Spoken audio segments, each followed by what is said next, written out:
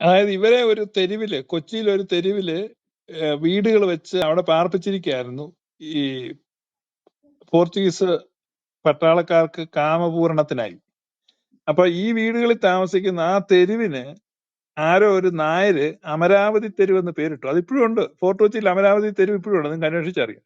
പിന്നീട് കൊങ്ങിണി ബ്രാഹ്മണർ വന്ന് അവിടെ താമസിച്ചു. അങ്ങനെ ആ പേരുദോഷം അവിടെ നിന്ന് മാറുത്. പക്ഷെ അമരാവതി തെരുവിൽ ഡ്യൂട്ടി കഴിഞ്ഞ് വരുന്ന പെണ്ണുങ്ങളെ അമരാവതി എന്ന് വിളിച്ചാൽ പിന്നെ ലോപിച്ച് അവരാതി എന്നായി. അവസാനം അവരാതി എന്നുള്ള വാക്ക് മലയാളത്തിൽ ഉണ്ടായി വന്നു.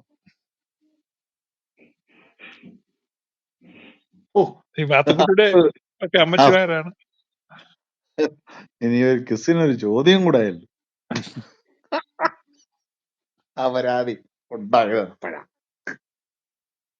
അല്ല, അവരങ്ങനെ അന്ന് ചെയ്തതുകൊണ്ട് മറ്റുള്ള ആളുകൾക്ക് ബുദ്ധിമുട്ടുണ്ടായില്ല. മറ്റുള്ളവർക്ക് അതെ മറ്റുള്ളവർക്ക് ആ ഡാർക്ക് സ്കിൻ കീപ്പ് ചെയ്യാൻ പറ്റി.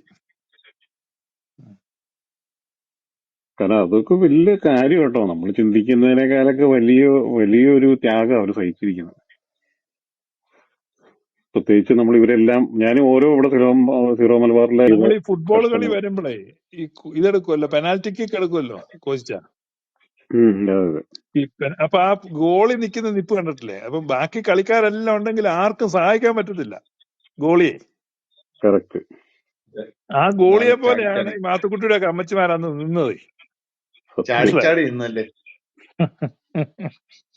പിന്നില്ലാതെ എത്ര വലിയ ഇതാന്ന് പറയാം.